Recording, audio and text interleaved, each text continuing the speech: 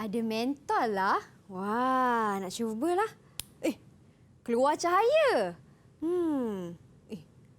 Rasa haba juga mentol ni.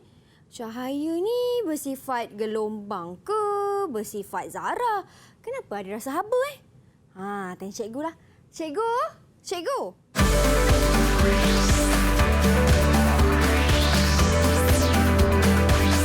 Didik TV KPM.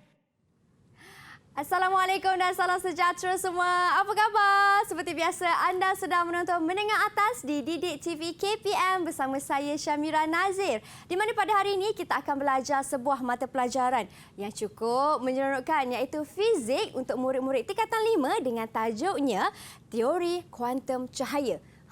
Cahaya ni bersifat gelombang ke bersifat zarah? Kalau nak tahu, jom kita saksikan terlebih dahulu profil guru kita.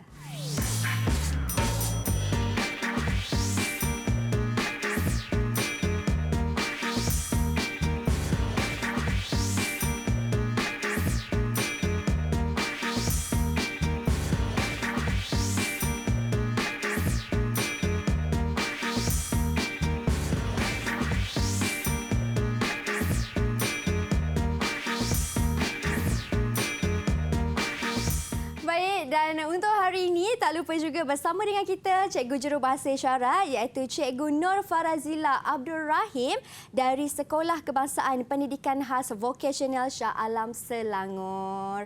Baiklah, terima kasih Cikgu Farazila atas kesudian bersama dengan kami pada hari ini di Didik TV KPM. Kawan-kawan semua, siapa agaknya guru yang akan terangkan tentang teori kuantum cahaya bersama kita dengan hari ini? Kita ada Cikgu Muhammad Afifi Baharudin. Assalamualaikum Cikgu. Waalaikumsalam. Apa khabar Cikgu? Ya, baik. Baik Cikgu. Baik Cikgu Afifi dari SMK Perempuan Sultan Abu Bakar Muar, Johor, orang Muar Cikgu. Yes, Baiklah Cikgu, bila kita nak belajar tentang teori kuantum cahaya ni, saya tadi pegang mentol ni, ada rasa haba dia. Jadi cahaya ni sebenarnya gelombang ke sebenarnya zarah Cikgu? Itu kita akan dengar nanti. Di mana kita boleh tahu bahawa cahaya ni sebenarnya dia bersifat gelombang ataupun bersifat zarah ataupun kedua-duanya sekali. Baik. Jadi kita boleh teruskan. Boleh Cikgu. Okey. Bismillahirrahmanirrahim. Okey, untuk penonton di luar sana, hari ini kita akan masuk teori kuantum cahaya. Di mana kita akan mulakan. Bila kita nak masuk teori kuantum cahaya, tentulah kita nak kena berkenalan dahulu dengan apakah itu cahaya secara ringkas. Cahaya adalah merupakan gelombang elektromagnet yang terhasil daripada getaran cas elektrik. Di mana apabila cas elektrik tersebut bergetar, bergetaran tersebut akan menghasilkan gelombang. Seterusnya, dalam satu objek yang panas, elektron yang bergetar akan menghasilkan cahaya. Kalau macam mana elektron yang bergetar itu boleh menghasilkan cahaya? Kita tengok ini. Ini dalam buku teks.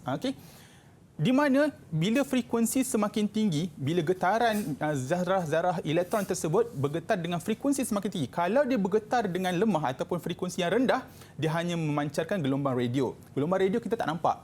Seterusnya, bila getaran tersebut frekuensinya semakin tinggi, dia akan memasuki fasa gelombang mikro. Masih tak nampak juga. Jadi apabila semakin panas, frekuensi getaran itu semakin tinggi, dia akan memasuki cahaya tampak. Cahaya tampak ini kita dah boleh nampak. Sebab tu bila lampu yang disuluh oleh Mira tadi menghasilkan warna merah. Sebab kita dah nampak cahaya tersebut. Jadi frekuensi semakin tinggi, maka gelombang yang akan dihasilkan juga akan berubah dia punya sifat. Itu ialah pengenalan dari segi cahaya.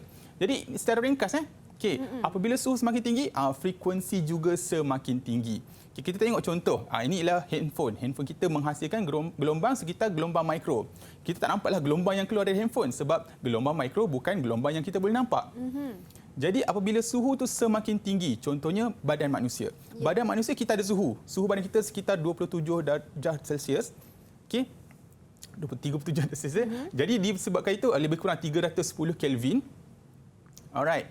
Jadi badan kita akan mengeluarkan sinaran, tapi dia berada dalam lingkungan sinaran inframerah. Inframerah ni kita tak nampak. Jadi apa bukti betul ke badan kita mengeluarkan sinaran inframerah?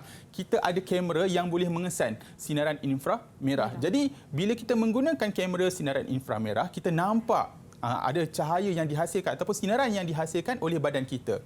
Jadi ini membuktikan bahawa badan kita juga mengeluarkan sinaran. Jadi kalau semakin panas, contoh frekuensi semakin tinggi. Okey. Kalau kita tengok, nampak ni. Bila frekuensi semakin tinggi, ia memasuki cahaya nampak. Nampak. Bila cahaya nampak. Kalau ni kita tengok pun tak berapa panas. Ni dia lebih panas. Betul. Dia lebih cerah.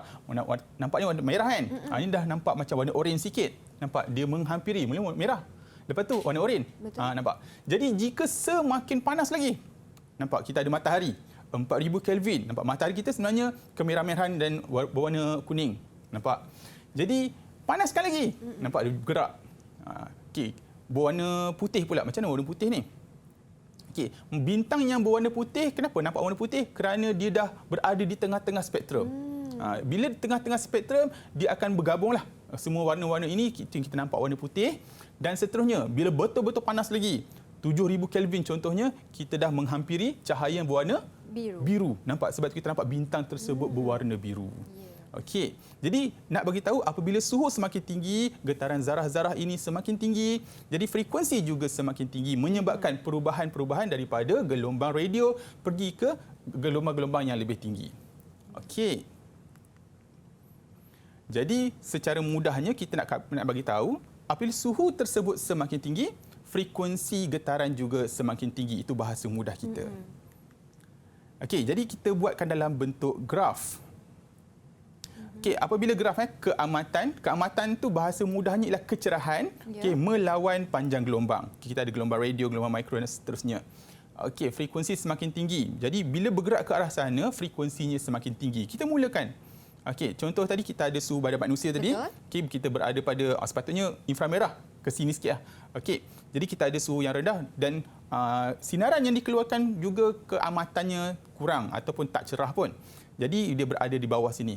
Jadi semakin tinggi frekuensi, nampak dia beranjak kepada graf yang ke sana. Okey, contoh yang ini nampak 4000 Kelvin, dia tak berapa cerah, dia dah naik sikit. Keamatan dia dah naik sikit. Jadi seterusnya, bintang yang berwarna putih. Okey, maknanya kita nampak dia punya pattern makin naik. Okey, yang bintang warna biru yang kita tunjukkan tadi, dia berada di sana, dah mendekati sinaran ultra ungu.